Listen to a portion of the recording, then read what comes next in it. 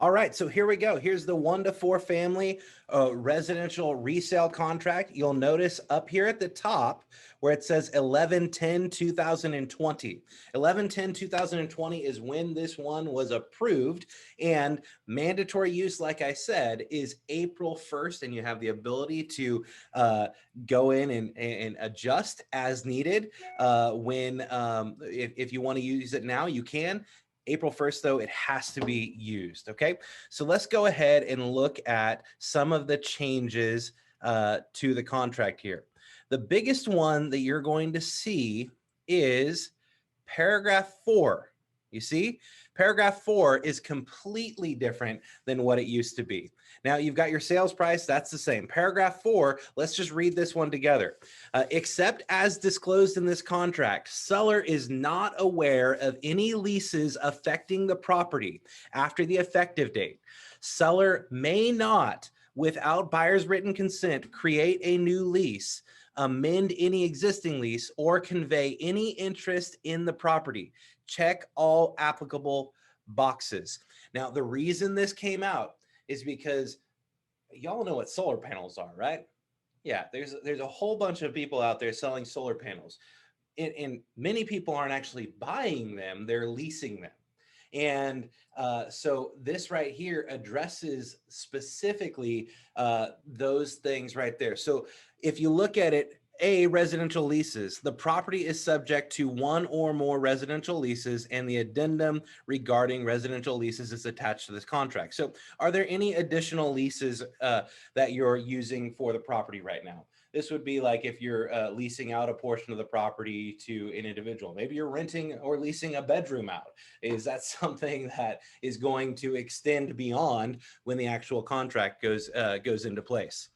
B, fixture leases. This is what we're talking about. So fixture leases. Fixtures on the property are subject to one or more fixture leases. For example, solar panels, propane tanks, water softener, security system, and the addendum regarding fixture leases is attached to this contract. So now if you check one of those boxes, there's also going to be an addendum that you need to fill out, and that's going to clarify exactly what that fixture is going to, what that lease is going to entail. And then natural resource leases. A natural resource lease means an existing oil and gas, mineral, wind, or other natural resource lease affecting the property to which seller is a party. Now, the reality is most residential properties are not going to be affected by oil and gas. Most of those rights in subdivisions and stuff like that have been retained by either the subdivision owner or somebody way, way further back. Now, with oil and gas, the only people that are qualified to be able to tell you if oil and gas, if the minerals have stayed with the property, it's actually a landman or an oil and gas attorney. Those are the only people who can actually go back and figure out if those minerals and everything have stayed with the property and if the current owner of the property even has those rights. So keep that in mind when you're looking at that. All right, now on here, there's a checkbox 1. Seller has delivered to buyer a copy of the natural resources leases. Or 2, seller has not delivered to buyer a copy of all natural resource leases. Seller shall provide to buyer a copy of the natural resource leases within 3 days after the effective date.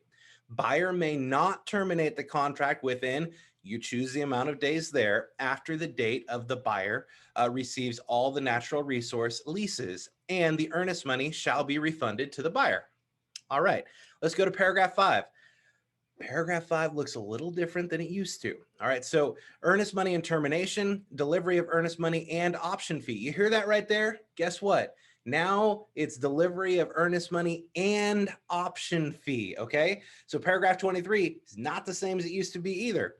So delivery of earnest money and option money within 3 days after the effective date, buyer must deliver to blank, meaning the name of the title company, as escrow agent and at the address. So the name of the title company, not the name of your title representative, the name of the actual title company needs to go there.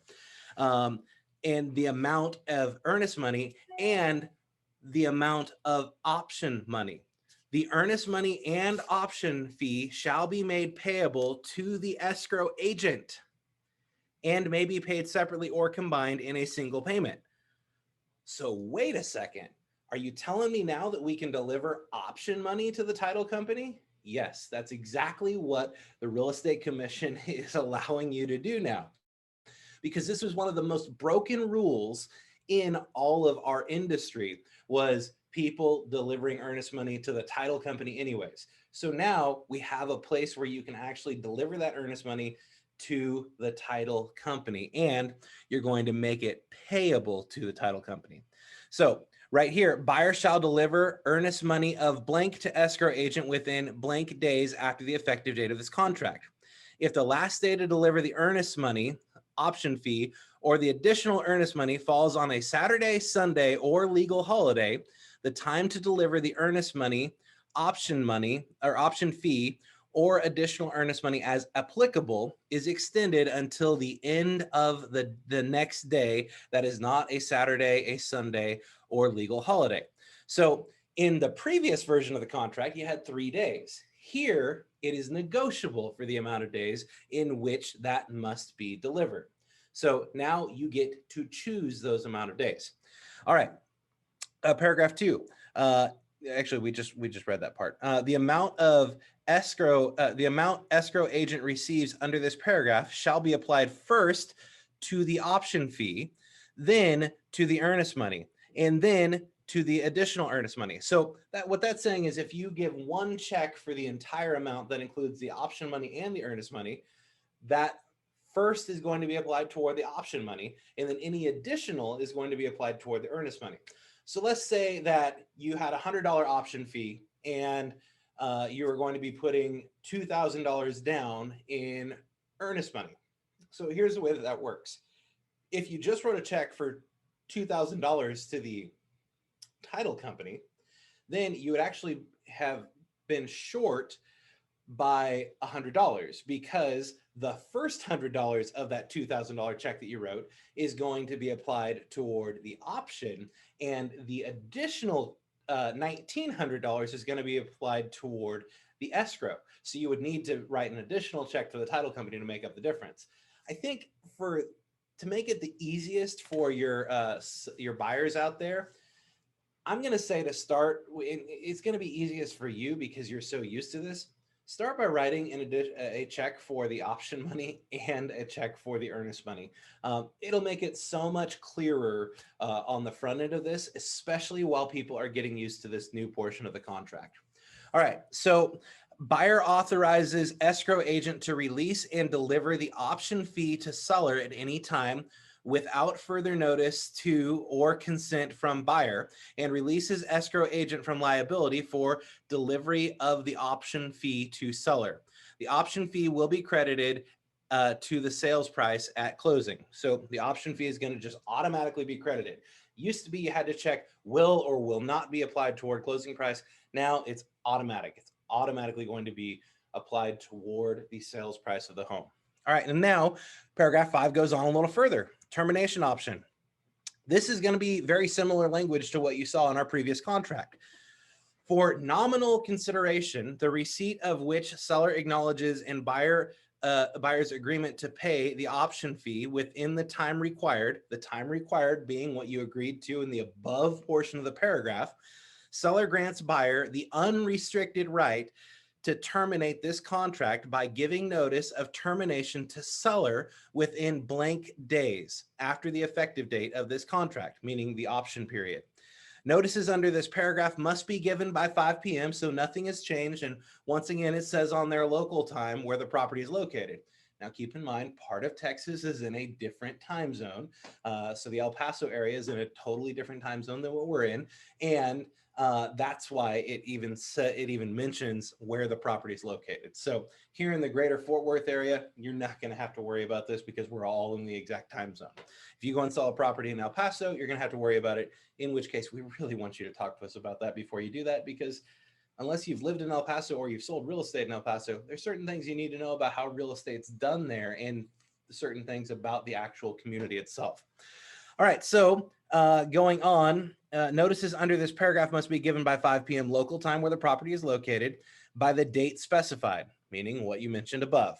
If the buyer gives notice of termination within the time prescribed, the option fee will not be refunded, and escrow agent shall release any option fee remaining with escrow agent to the seller, and earnest money will be refunded to the buyer. So if you decide that you're going to terminate the contract during your option period, now the title company is going to be cutting checks, okay? Title company is going to cut a check to the seller for the option money amount, and they're going to cut a check to the buyer for their earnest money amount. All right, moving on. Failure to timely deliver earnest money. If buyer fails to deliver the earnest money within the time required, remember, time required as above mentioned is the amount of days that you guys have agreed upon per the contract. If buyer fails to deliver the earnest money within the time required, seller may terminate this contract or exercise seller's remedies under paragraph 15 or both by providing notice to the buyer before buyer delivers the earnest money. Paragraph D, failure to timely deliver option fee. If no dollar amount is stated as the option fee, or if buyer fails to deliver the option fee within the time required, buyer shall not have the unrestricted right to terminate this contract under paragraph 5.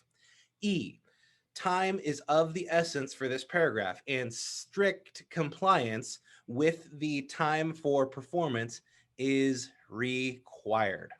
All right, so that right there, that's a whole new paragraph. I mean, we've all had people who have delivered a title or option money to title companies, and earnest money to title companies is what you're supposed to do. But the title money, the option money was supposed to be delivered directly to the seller or to the seller's agent.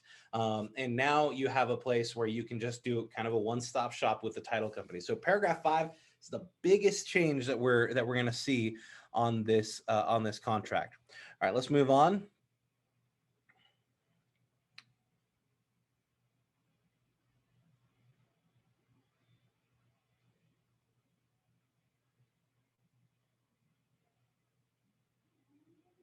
Okay, so what used to be paragraph 4 is now paragraph 8. Brokers and sales agents. Broker or sales agent disclosure. Texas law requires a real estate broker or sales agent who is a party to a transaction or acting on behalf of a spouse, parent, child, business entity in which the broker or sales agent owns more than 10%, or a trust for which the sales broker or sales agent acts as a trustee, of which the broker or sales agent or the broker or sales agent's spouse, parent, or child is a beneficiary, to notify the other party in writing before entering into a contract of sale. Disclose if applicable. So this right here, if you are going to go and purchase a property that's listed in the MLS, you must disclose that you are a licensed real estate agent in the state of Texas. And same thing, if you're going to go and represent your mom, you must disclose that you are a licensed real estate agent in the state of Texas. Those are things that must be disclosed in this paragraph. And then also, if you own 10% or more of a business entity in which is going to be purchasing a property, must be done. Same thing if it's going to be selling the property, must be disclosed there as well. Paragraph 9, closing. That's all it's all the same as what it used to be there in paragraph 9. Possession, that's the same. Special provisions, still paragraph 11. Nothing has changed there. Settlement and other expenses, this is the same as what you're used to. Proration's the same. Casualty loss. Casualty loss here, this hasn't changed, but it's something for us to be to remember. Casualty loss really comes into play when we dealt with things like we went through last week. So I want to go through casualty loss really quick, just so that we all understand it. If any part of the property is damaged or destroyed by fire or other casualty loss after the effective date of this contract, seller shall restore the property to its previous condition as soon as reasonably possible, but in any event by the closing date. Okay, so as soon as reasonably possible as long as that's before the closing date, right? Okay, so if seller fails to do so due to factors beyond the seller's control, so we're talking about natural disasters here, buyer may terminate this contract and the earnest money will be refunded to the buyer.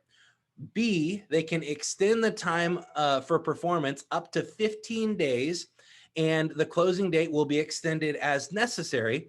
Or C, accept the property as is in its damaged condition with an assignment of insurance proceeds. Now, an assignment of insurance proceeds, not all insurance companies are going to be willing to do that. So let's say that you were under contract on, you were representing a buyer to purchase a house. The seller who owns that house currently, during the time that you're under contract on it, let's say that they had a pipe burst in their home and it ruined all of their wood floors. Now, they still want to close, and let's say that your buyer still wants to close. An assignment of insurance funds, if the insurance company is willing to do it, those funds could be assigned to the buyer so that the buyer could take care of choosing whatever floors that they wanted to after closing happens. It's not all insurance companies that will do that, so that's why you have to take caution here and make sure that a insurance company will actually do that. So, and it says right here, if permitted by seller's insurance carrier, and receive credit from seller at closing in the amount of the deductible under the insurance policy. Seller's obligations under this paragraph are independent of any other obligations of seller under this contract. So casualty loss is something to pay attention to. When there's hurricanes down in Houston or in the Gulf, they deal with this a lot. We dealt with it recently, which is why so many of your homes are having to go out and be re-inspected to make sure that there's not any major damage or anything like that that's going on in them. And that the lenders are the ones that are sending out the appraisers to go and re-inspect the home to make sure there's not any conditions that need to be met before they'll actually allow the property to close. Paragraph 15, default. This one hasn't changed. Paragraph 16, mediation. It's all the same as what it used to be. Paragraph 17, nothing's changed there. Escrow is exactly the same. Representations, nothing's changed there.